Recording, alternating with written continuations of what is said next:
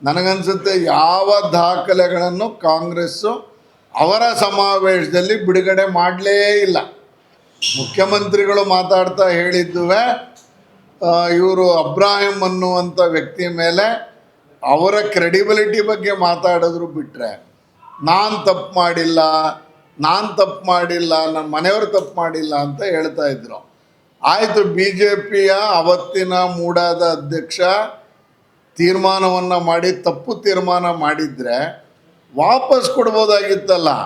ಈಗ ಅನೇಕ ಸಂದರ್ಭದಲ್ಲಿ ಬ್ಯಾಂಕ್ಗಳಲ್ಲಿ ಟ್ರಾನ್ಸಾಕ್ಷನ್ ಆಗಬೇಕಾದ್ರೆ ಒಂದು ಅಕೌಂಟ್ ನಂಬರ್ ಚೇಂಜ್ ಆದರೆ ಅಕಸ್ಮಾತ್ ದುಡ್ಡೇನಾದರೂ ಹೋಗಿದ್ರೆ ಹೇಗೆ ವಾಪಸ್ ಕೊಡಿಸ್ತಾರೋ, ಮೂಡಾದ ಚೇರ್ಮನ್ನು ನಿರ್ಣಯವನ್ನು ತಪ್ಪಾಗಿ ಮಾಡಿದ್ದಾರೆ, ನನಗೆ ಬೇಡ ಈ 14 ಸೈಟು ಕಾನೂನು ಬಾಹಿರ ಅಂತೇಳಿ ವಾಪಸ್ ಕೊಡ್ಬೋದಾದಂಥ ಜಾಗದಲ್ಲಿ ಸನ್ಮಾನ್ಯ ಸಿದ್ದರಾಮಯ್ಯನವರು ಕುಳಿತಿದ್ದಾರೆ.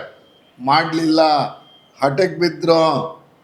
ಈಗಾಗಲೇ ಆಯೋಗದ ರಚನೆಯ ನಂತರವೂ ನಾವು ದೇಸಾಯಿ ಆಯೋಗದ ರಚನೆಯನ್ನು 15ನೇ ತಾರೀಕು ವಿಧಾನಸಭೆ ಪ್ರಾರಂಭ ಆದರೆ 14ನೇ ತಾರೀಕು ಮಧ್ಯರಾತ್ರಿ ಮಾಡಿದ್ರು.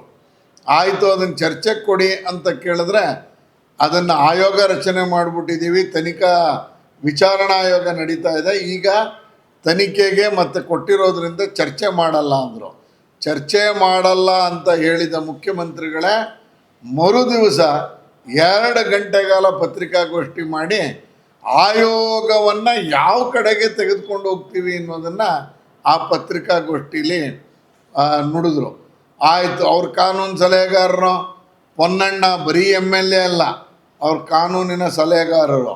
ಅವರು ರಾಜ್ಯ ಮಟ್ಟದ ಪತ್ರಿಕೆಯಲ್ಲಿ ವಿಶೇಷವಾಗಿ ವಿಜಯ ಕರ್ನಾಟಕ ಪೇಪರ್ನಲ್ಲಿ ಅವರು ಪಾರ್ವತಮ್ಮನವ್ರಿಗೆ ದಕ್ಕಿರುವ ಸೈಟ್ಗಳ ಬಗ್ಗೆ ಅವರಿಗೆ ನ್ಯಾಯ ಇದೆ ಅನ್ನುವಂಥ ಆರ್ಟಿಕಲ್ನ ಒಬ್ಬ ಕಾನೂನು ಸಲಹೆಗಾರ ಬರೀತಾರೆ.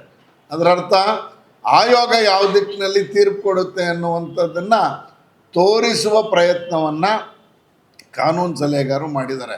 ಈಗಾಗಲೇ ನಮ್ಮ ಸ್ನೇಹಿತರು ಹೇಳ್ದಂಗೆ ಅದರ ಉದ್ದೇಶ ಏನು ಅಂದರೆ ಸುತ್ತಮುತ್ತಲಿನವರ ಮಾತುಗಳನ್ನ ಕೇಳಿಕೊಂಡು ಮುಖ್ಯಮಂತ್ರಿಗಳು ಇದಕ್ಕೆ ಎಲ್ಲೋ ಹಠಕ್ಕೆ ಬಿದ್ದರು ಅಂತ ಕಾಣಿಸುತ್ತೆ. ಅವರು 14 ಸೈಟ್ ವಾಪಸ್ ಕೊಟ್ಟಿದ್ದಿದ್ರೆ ಕಾನೂನು ಹೇಳ್ತಾ ಇದೆ 40-60ರ 2 ಸೈಟಿಗೆ ಇವರು ಅರ್ಹರು ಅಂತ. ಹೌದಪ್ಪ, ನನಗೆ 2 ಸೈಟ್, ಅದು ಎಲ್ಲಿ, ಅದೇ ಬಡಾವಣೆಯಲ್ಲಿ, ಆ ಬಡಾವಣೆಯಲ್ಲಿ ಸೈಟ್ ಇಲ್ಲ ಅಂತ ಸಾರ್ವಜನಿಕವಾಗಿ ಹೇಳಿದ್ರು. ಇವತ್ತು ಆ ಬಡಾವಣೆಯಲ್ಲಿ 595 ಸೈಟ್ಗಳು ಖಾಲಿ ಇದೆ ಅಂತ ನಮ್ಮ ಹತ್ರ ದಾಖಲೆಗಳು ಇದೆ. ಅದನ್ನು ಇಟ್ಕೊಂಡು ಹೋಗಲಿ ಅಂದರೆ ಅದೇ ಸಮಾನಾಂತರ ಬಡಾವಣೆಯಲ್ಲಿ ಲಾಟ್ರಿಲಿ ತಗೋಬೇಕು ಅಂತ ಇದೆ. ಸಮಾನಾಂತರ ಬಡಾವಣೆ ಅಂದರೆ ವಿಜಯನಗರ ಬಡಾವಣೆ ಅಲ್ಲ. ಇದೆಲ್ಲವೂ ಗಮನಿಸಿದ ಮೇಲೆ ಮುಖ್ಯಮಂತ್ರಿಗಳು ಇದಕ್ಕೆ ವಿವೇಚನೆಯಿಂದ ನಡ್ಕೊಂಡಿದ್ದಿದ್ರೆ ಇವತ್ತು ಪ್ರಾಸಿಕ್ಯೂಷನ್ವರೆಗೆ ಹೋಗೋದು ಅವಾಯ್ಡ್ ಆಗ್ತಿತ್ತು ಅಂತ ಅನಿಸುತ್ತೆ. ಎಲ್ಲೋ ಒಂದು ಕಡೆ ಅವರನ್ನು ಮುಂದೆ ಇಟ್ಕೊಂಡು ಸಚಿವರುಗಳು, ಶಾಸಕರುಗಳು ಅವರ ಪರವಾಗಿ ಅವರನ್ನು ಮುಂದೆ ಇಟ್ಕೊಂಡು ಬಚಾವಾಗುವ ತಂತ್ರವನ್ನು ಹೆಣೆದಿದ್ದಾರಾ ಅನ್ನುವಂಥ ಅನುಮಾನ ನನ್ನನ್ನು ಈಗಲೂ ಕಾಡ್ತಾ ಇದೆ.